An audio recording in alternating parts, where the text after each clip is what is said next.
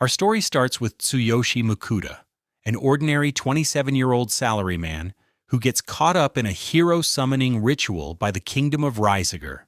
Three teenagers are summoned alongside him, and they all score massive world-breaking hero stats. But when Mukoda steps up to the appraisal crystal, his stats are laughably weak, and his unique skill is called Online Supermarket. The corrupt royals immediately look down on him. But Mukoda isn't stupid. He reads enough manga to know that a greedy king summoning random teenagers usually spells disaster. Sensing major red flags and political manipulation, he plays dumb. He tells the king his skill is completely useless for combat and begs to be cut loose with just a small sum of parting money. This turns out to be the smartest move anyone makes in the entire show. Mukoda packs his bags and leaves the kingdom immediately. Safely out of sight, he tests his useless skill.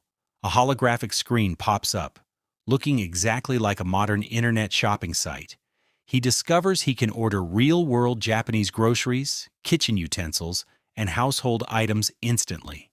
The items drop out of a magical portal in seconds, paid for using the fantasy world's gold coins. Even better, eating this modern food gives his fantasy stats a subtle, temporary boost. Realizing he needs to cross the border to the peaceful kingdom of Vane, Mukoda hires an Iron Rank adventurer party called the Iron Will to escort him through the monster-filled wilderness. Out of the woods steps a Fenrir, a mythical beast so powerful it can wipe out entire nations on a whim. The adventurers accept their imminent death, but the Fenrir doesn't want blood. It wants whatever is smelling so insanely good over that campfire. Mukoda, shaking in his boots, serves the giant beast a massive portion of ginger-fried red boar. The Fenrir eats it, experiences a culinary awakening, and demands seconds, and thirds, and fourths. After wiping out Mukoda's entire meat supply, the Fenrir makes an offer Mukoda literally cannot refuse. It forces a familiar contract onto him.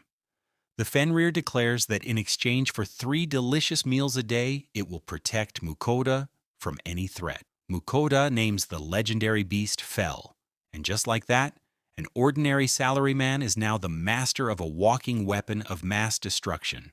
But the family is about to get even bigger.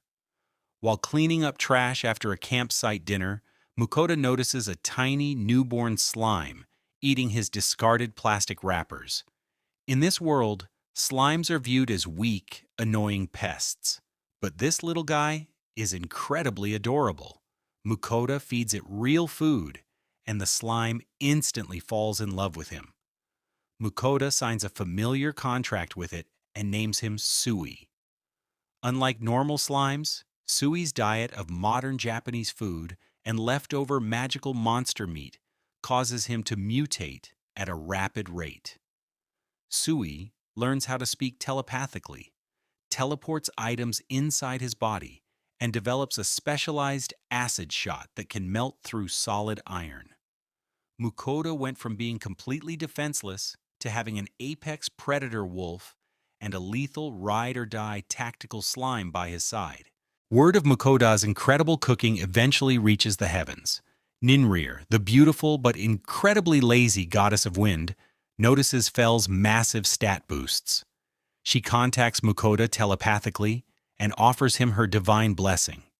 Sounds prestigious, right? Well, she only does it in exchange for a weekly offering of modern Japanese sweets. Soon, the other deities get jealous. Agni, the goddess of fire, Kishar, the goddess of earth, and Rusalka, the goddess of water, all crash the party. They demand their own tributes, offering Mukoda minor blessings in exchange for absolute junk food, potato chips, and premium Japanese beer. Mukoda effectively turns into a divine grocery delivery service, keeping the pantheon of gods completely bribed with convenience store snacks. With his new divine protections, Mukoda travels from town to town, refining his cooking. We see him making deep-fried orc cutlets, sweet and sour monster meat, and elaborate hot pots. The show masterfully balances these mouth-watering cooking segments with high production action, as Fel and an increasingly powerful Sui completely obliterate any monster horde that tries to ambush their traveling kitchen. The final arc of the season takes our trio to the coastal city of Berléand. Fel, wanting to push Sui's combat training even further, drags Mukoda into a massive multi-level dungeon. While Mukoda is sweating bullets and terrified for his life, Fel and Sui treat the deadly dungeon like a fun family day at the park.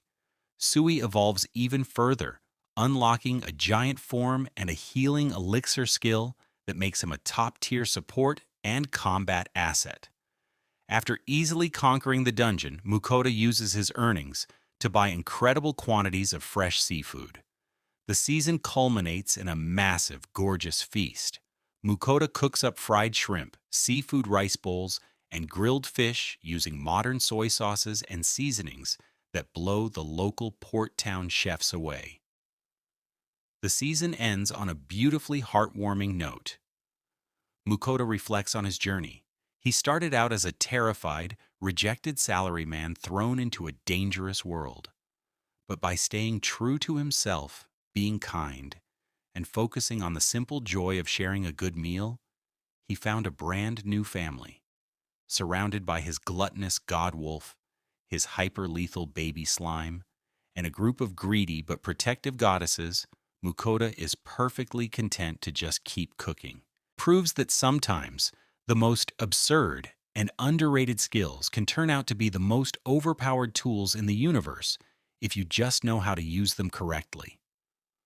What did you think of Mukoda's journey? What modern food would you buy first if you had the online supermarket skill? Let me know down in the comments below. If you enjoyed this breakdown, make sure to smash that like button, subscribe to the channel, and hit the notification bell so you never miss another anime deep dive. Until next time, stay safe, eat well, and we'll see you in the next world. Bye.